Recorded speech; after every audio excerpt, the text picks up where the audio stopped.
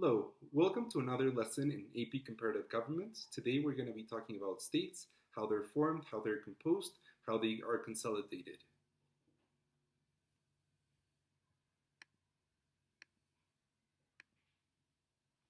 The main objectives for this presentation are for you to understand the concept of the state as a central institution in comparative politics, to explain how regimes serve as the fundamental rules and norms of politics, to distinguish the concept of government as the leadership in charge of running the state, to compare different forms of political legitimacy. These are the three main ones: charismatic, traditional, and rational legal. And to analyze how states can vary in autonomy and capacity, two main concepts that we're going to be learning about, and how this can shape their power.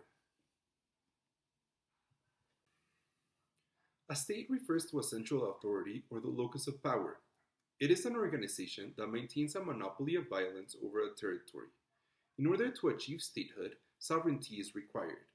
Sovereignty is the ability to carry out actions and policies within a territory independent of external actors and internal rivals. In other words, a state needs to be able to act as a primary authority over its territory and the people who live there, passing and enforcing laws, defining and protecting rights, resolving disputes between people and organizations, and generating domestic security. A state therefore needs power, sometimes physical but mostly symbolic. A state is thus a set of institutions that seeks to wield the most force within a territory, establishing order and deterring challengers from inside and out. In doing so, it provides security for its subjects by limiting the danger of an external attack and internal crime and disorder, both of which threaten the state and its citizens. Again, this is basic for social contract theory. Why is it violent? Because the state creates a monopoly of force over a given territory. Here we're talking more about Hobbesian social contract, but it is also the set of political institutions that help create and implement policies and resolve conflict. The monopoly of force over a given territory is therefore a key factor in establishing any given state. Without that force, without that power, we cannot have statehood. A regime is defined as the fundamental rules and norms of politics. More specifically, a regime embodies long-term goals that guide the state with regards to individual freedom and collective equality, where power should reside and how power should be used. In a democratic regime, the rules and norms of politics give the public a large role in governance, as well as certain individual rights and liberties.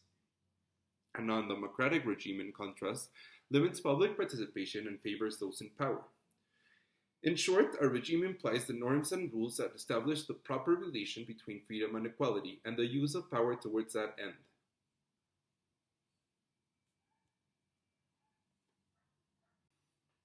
A government can be defined as a leadership that runs a state.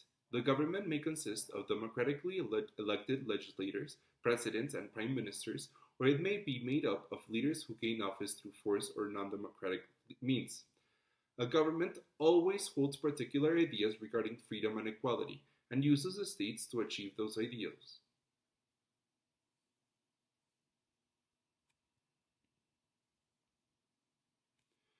The term country can be taken as shorthand for the combined political entities defined so far: state, regime, and government. Put them together and we have a country. This also includes the people who live within that political system.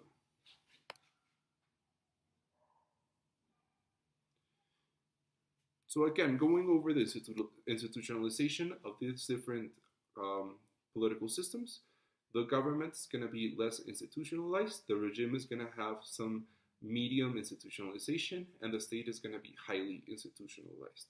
This is because of the way that they manage power. Social contract theory delineates an unspoken agreement between members of a given society to form a governing body. Hobbes, Locke, and Rousseau paint a full picture of how these governing bodies might come to be. There are two main paths for political organization under social contract theory: consensus and coercion. Under consensus, individuals band together to protect themselves and create common rules. Leadership is chosen from among the people. Security is a means that is achieved through cooperation. And these lead to democratic rule. In coercive environments, however, individuals are brought together by a ruler who imposes authority and monopolizes power. Security is achieved through domination, creating authoritarian regimes. Hobbes' social contract theory is going to be based on coercion, while Locke's and Rousseau's social contract theory is going to be based on consensus. The rise of the modern state is equally as important as social contract theory in understanding the current politics of countries. The modern state possesses three important advantages over alternative forms of political organization. First, states encouraged economic development. Rulers who created laws, regulations, and infrastructures that permitted and respected private property and individual profit found that production grew, giving the ruler more resources to tax or borrow, and with which to make war. Property rights thus became a hallmark of state development. Second, states encouraged technological innovation. Technological innovation combined with state power set the stage for modern politics. A third advantage was domestic stability, which increased trade and commerce and permitted the development of infrastructure. This in turn led to the emergence of a shared identity, the standardization of language, and a sense of nationalism. The transformation of society further gave rise to the idea of a nation state, a sovereign state encompassing one dominant nation that it claims to embody and represent. Modern statehood thus encompassed a variety of elements that places the country as legitimate, sovereign, and autonomous, ultimately making it powerful.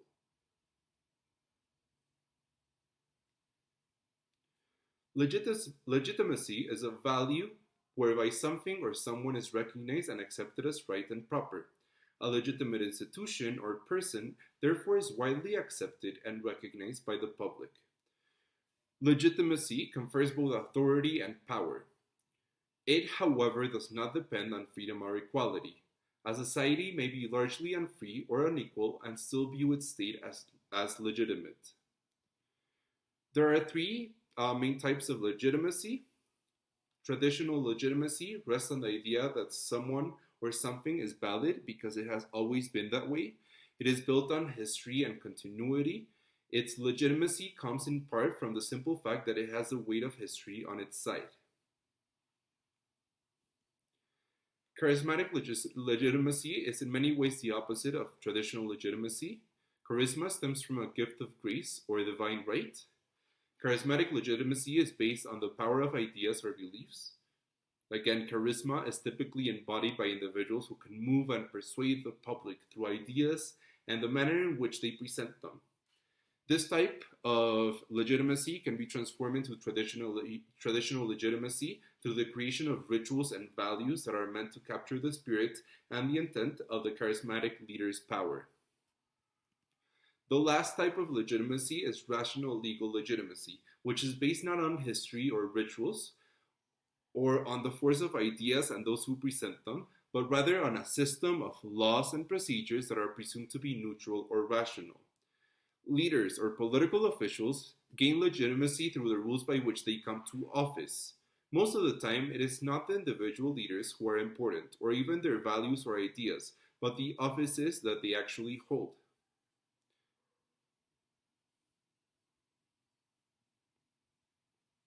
Additionally, it is important to note the different distributions of power. State power can be centralized or decentralized in a couple of different ways. Under federalism, powers such as taxation, lawmaking, and security are devolved to regional bodies and to local legislatures that control specific territories within a country. These powers are defined in the national constitution and therefore are not easily constricted or eliminated by any government. In this case, we see a map of Mexico as a country, a map of the states of Mexico, and a map of all the local municipal districts of Mexico. Again, each one with its different level of power. Some countries, like Spain, Russia, and India, rely on asymmetric federalism, whereby power is divided unevenly between regional bodies. Some regions are given greater power over taxation or language rights than others. In unitary states, by contrast, political power is concentrated at the national level. The central government is responsible for more areas of policy, and the argument for this unitary state is that the local interests can be represented without recourse to regional political institutions. So again, unitary is based on a central government. We're going to have a big central governing system that's going to be encompassing the representation of the entire nation, whereas an asymmetric system is going to be based on multiple representation from different groups. However, the representation is going to be unequal because maybe some groups are going to have more population or more wealth or more development than others. In recent years, however, there is a tendency towards decentralization.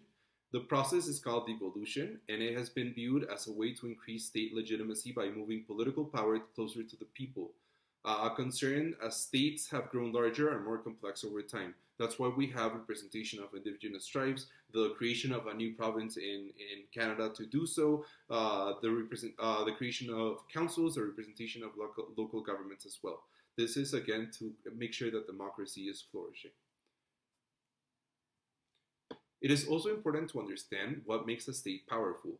Strong states are those that are able to fulfill basic tasks, defend their territory, make and enforce rules and rights, collect taxes, and manage the economy, to name a few. In contrast, weak states cannot execute such tasks very well. Rules are haphazardly applied, if at all. Tax evasion and other forms of public non-compliance are widespread. There might be armed rivals to the state, such as narco-terrorism. There might be rebel movements, organized crime. Many control large chunks of the territory or the economy. And at an extreme, the very structures of the state may become so weak, so weak, that they break down. And when this occurs, a country is commonly termed as a fragile or a failed state. Comparative politics builds on the categories of weak and strong states through the use of two other terms. This is capacity and autonomy. Capacity is the ability of the state to wield power in order to carry out the basic task of providing security and reconciling freedom and equality. A state with high capacity is able to formulate and enact fundamental policies and ensure stability and security for both itself and its citizens. A state with low capacity is unable to do these things effectively. High capacity requires not just money, but also organization, legitimacy, and effective leadership.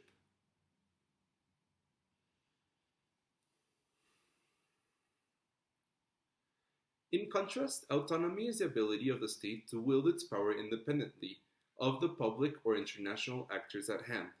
It is closely related to the idea of sovereignty. In the case of autonomy, we are speaking of informal, practical ability to act on that independence. In other words, if an autonomous state wishes to carry out a policy or an action, it can do so without having to consult the public or worry about strong public or international opposition that might force it to reverse its decision. A state with a high degree of autonomy may act on behalf of the public, pursuing what it believes are the best interests of the country or of the society that it represents. A state with a low degree of autonomy will act largely at the behest of private individuals, groups, or other states, and will be less able to secure their rights and to actually follow what the public wants.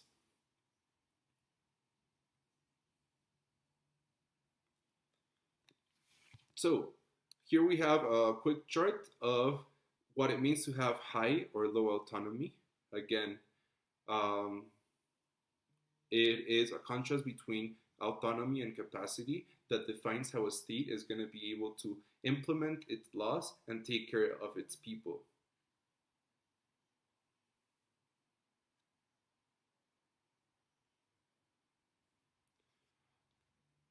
Here's our bibliography. Thank you to Patrick O'Neill, and we recognize the authors of all media content in this presentation. Thanks for listening.